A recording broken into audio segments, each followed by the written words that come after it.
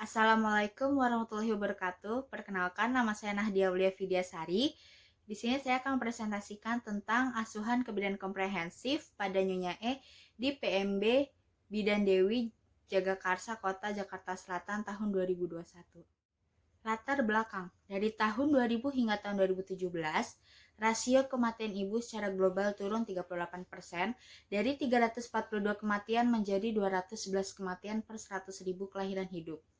Kemudian, sejak tahun 2000, AKI di Indonesia menunjukkan tren menurun dengan menunjukkan bahwa rasio AKI di Indonesia sebesar 117 per 100.000 kelahiran hidup pada tahun 2017. Diketahui jumlah kematian ibu di DKI Jakarta pada tahun 2018 sebesar 98 orang. Beberapa upaya yang dapat dilakukan untuk menurunkan angka kematian ibu yaitu pelayanan kesehatan ibu hamil, pelayanan imunisasi tetanus bagi wanita usia subur dan hamil, kemudian pelayanan ibu bersalin, pelayanan kesehatan ibu nifas, dan puskesmas melaksanakan kelas ibu hamil dan program perencanaan kehamilan dan pencegahan komplikasi. Kemudian ada pelayanan kontrasepsi KB. Pada bagian pembahasan, Nyonya E dilakukan asuhan kebidanan yang dimulai pada usia kehamilan 34 minggu hingga usia kehamilan 39 minggu. Lalu persalinan, nifas hingga bayi baru lahir serta kontrasepsi. Asuhan kehamilan trimester 3 yang diberikan pada Nyonya E yang pertama, timbang berat badan dan ukur tinggi badan. Berat badan sebelum hamil Nyonya E adalah 60 kg. Kemudian berat badan saat hamil Nyonya E yaitu 68 kg. Dan kenaikan berat badan selama kehamilan Nyonya E yaitu 8 kg. Dengan tinggi badan 155 cm, diperoleh IMT Nyonya E adalah 25 yang termasuk kategori normal.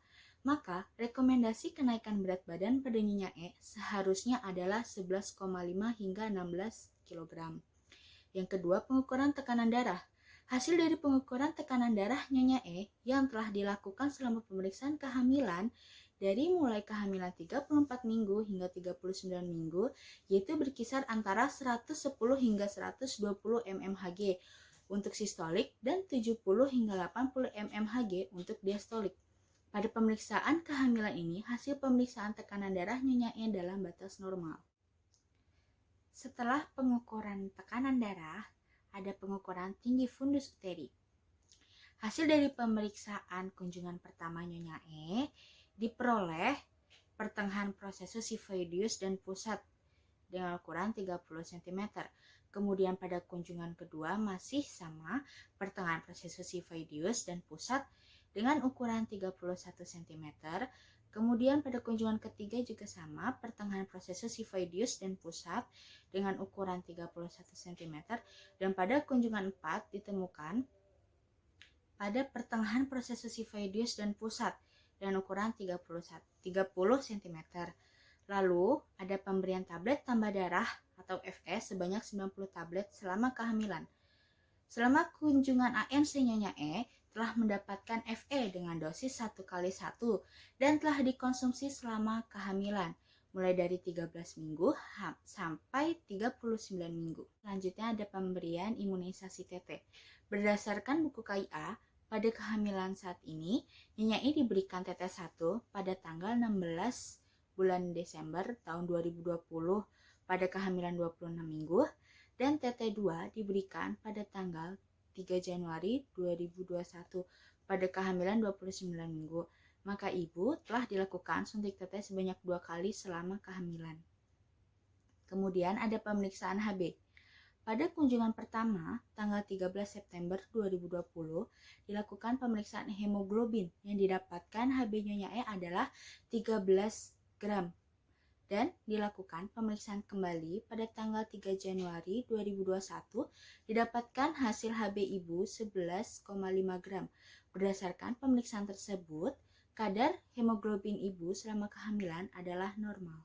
Kemudian, pada pemeriksaan VDRL atau sifilis, pemeriksaan protein urin, pemeriksaan urin reduksi Nyonya E yang dilakukan pada tanggal 3 Januari 2021 adalah untuk pemeriksaan VDRL yaitu non-reaktif dan pemeriksaan protein urin dan urin reduksi adalah negatif.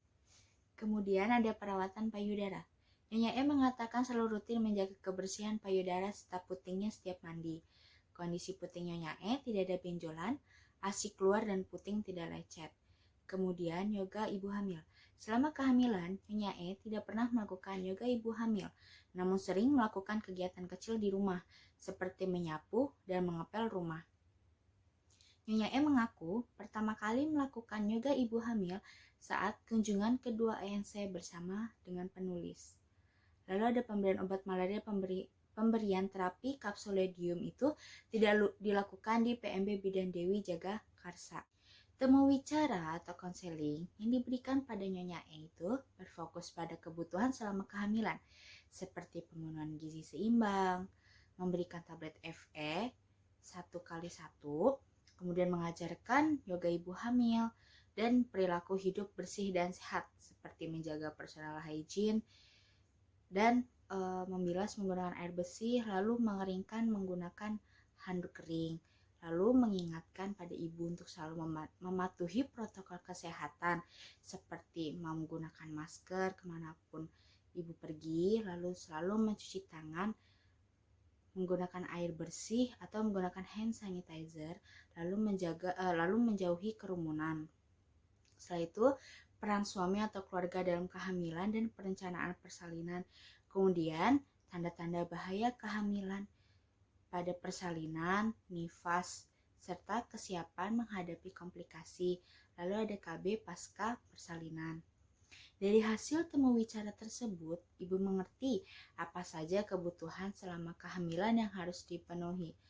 Lalu, untuk KB pasca persalinan, ibu belum menentukan alat KB apa yang akan digunakan dan memilih untuk mendiskusikannya bersama suami. Kemudian, asuhan kebidanan pada persalinan Nyonya E. Nyonya E datang ke PMB Bidan Dewi bersama suami pukul 3 pagi pada tanggal 21 Maret tahun 2021. Ibu mengatakan mulas-mulas sejak pukul 22 WIB. Sudah keluar lendir darah, namun belum keluar air-air serta pergerakan janinnya aktif. Kemudian, tanda-tanda vital ibu ditemukan tekanan darah 112/76 mmHg, nadinya 81 kali per menit, suhunya 36,8 derajat Celcius, pernafasannya 19 kali per menit, TFU-nya 30 cm, dan DJJ-nya 140 kali per menit. Lalu pada pemeriksaan VT-nya, vulva atau vagina tidak ada kelainan, pengeluarannya lendir dan darah, konsistensinya tebal lunak, pembukaan 2 cm, ketubannya utuh, presentasi kepala, penunjuk belum teraba, hot 1, dan tidak ada molase. Lalu melakukan observasi HIS dan DJJ. Kemudian pada pukul 6 pagi, ibu mengatakan molase semakin bertambah dan tanda-tanda vitalnya yaitu tekanan darah 120/75 mmHg, nadinya 80 kali per menit, suhunya 36,5 derajat Celcius, pernafasan 20 kali per menit, kemudian pengukuran TFU-nya 30 cm, HIS-nya 3 kali dalam 10 menit, lamanya 25 detik, DJJ-nya 140 kali per menit.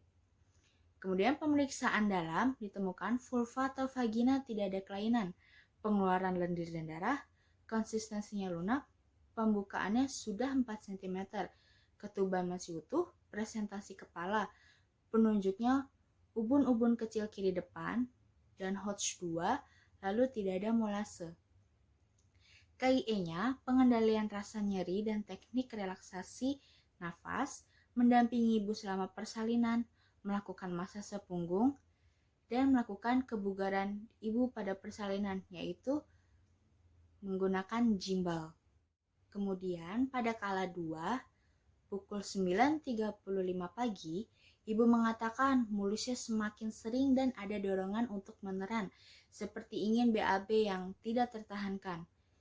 Dan TTV ibu normal, HIS-nya 4 kali dalam 10 menit, lamanya 45 detik, DJJ 140 kali per menit, intensitas kuat dan teratur.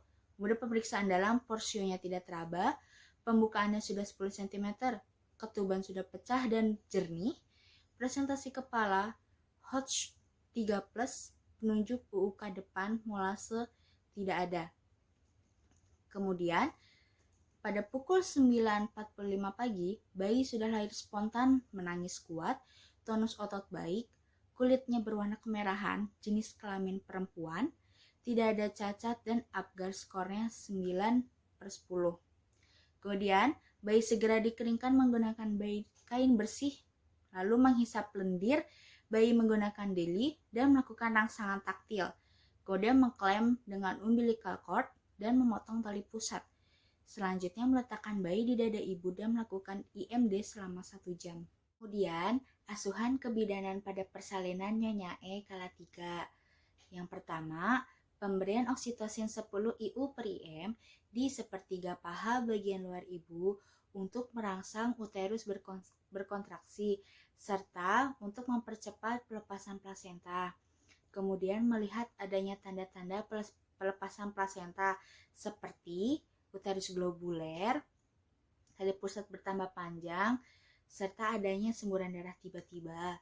Kemudian melakukan penegangan tali pusat terkendali dengan perasat Kutzner. Kemudian plasenta lahir spontan pada pukul 9.50 pagi dengan kesan lengkap yaitu selaput plasenta lengkap, kotiledon lengkap, serta insersi tali pusat marginalis. Kemudian masase pada fundus uterus selama 15 detik untuk mencegah terjadinya atoniuteri pada ibu. Asuhan kebidanan persalinan Nyonya E pada kala 4.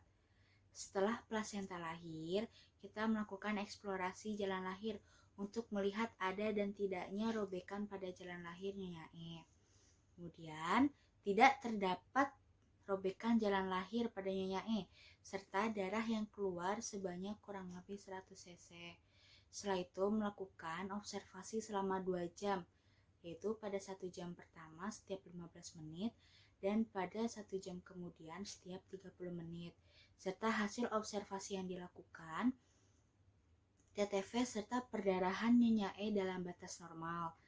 Kemudian melakukan rawat gabung antara ibu dan bayi sebagai permulaan awal menyusui ibu kepada bayinya. Asuhan kebidanan pada masa nifas Nyonya E.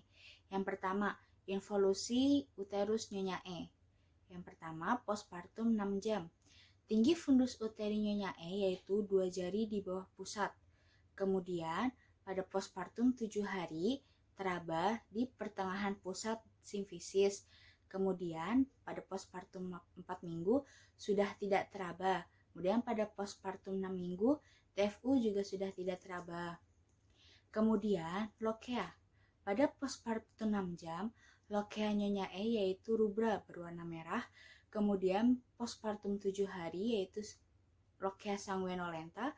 Pada postpartum 6 minggu, sudah tidak ada lokea. Dan pada postpartum 6 minggu juga sudah tidak ada lokea. Kemudian, KB pasca bersalin. Nyonya E belum menjadi akseptor KB IUD, serta berencana melakukan pemasangan KB IUD di RSUD Jagakarsa.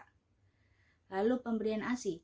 Nyonya E akan memberikan ASI kepada bayinya secara eksklusif yaitu selama 6 bulan. Kemudian asuhan kebidanan pada bayi baru lahir Nyonya E. Bayi lahir dalam keadaan sehat yaitu berat badan 2.795 gram, panjang badan yaitu 47 cm, lingkar kepala 32 cm, dan lingkar dada 31 cm. Pada kunjungan kedua, yaitu pada kunjungan 7 hari, berat badan bayi turun menjadi 2.600 gram, dan bayi mengalami kuning pada area wajah saja. Lalu pada kunjungan ketiga, berat badan naik menjadi 3.150 gram, dan ikterus sudah tidak ditemukan. Lalu, melakukan pijat bayi pada kunjungan kedua. Pada 7 hari, pijat bayi yang dilakukan yaitu melakukan pemijatan I love you, serta mengajarkan pada ibu bagaimana cara melakukan pemijatan bayi dengan teknik I love you. Lalu, tali pusat sudah puput pada hari ke-5, dan bayi menyusu dengan kuat, dan bayi belum diberikan imunisasi BCG dan polio 1. Yang terakhir yaitu kesimpulan. Asuhan kebidanan pada masa kehamilan trimester 3 yang diterima Nyonya E berjalan dengan baik dan sesuai standar yang digunakan di PMB Bidan Dewi ada 12T. Pada masa saat kehamilan, Nyonya E termasuk risiko tinggi 4 terlalu, yaitu ibu terlalu tua dan terlalu banyak untuk mengandung. Berat ibu selama kehamilan termaksud kurang dengan IMT 25 yang seharusnya yaitu 11,5 hingga 16 kg. Kemudian, asuhan kebidanan persalinan Nyonya E dilakukan sesuai dengan asuhan persalinan normal atau APN dan berlangsung secara spontan. Kemudian, asuhan kebidanan masa nifas pada Nyonya E berjalan dengan normal dan tidak ada kelainan. Lalu yang terakhir, asuhan kebidanan pada neonatus Nyonya E berjalan normal. Namun pada kunjungan kedua ditemukan adanya ikterus pada area wajah dan berat badan bayi turun menjadi 2.600 gram. Namun pada kunjungan ketiga berat bayi bertambah dan tidak ditemukan adanya ikterus di area wajah. Sekian presentasi yang dapat saya sampaikan. Kurang lebihnya mohon maaf. Wassalamualaikum warahmatullahi wabarakatuh.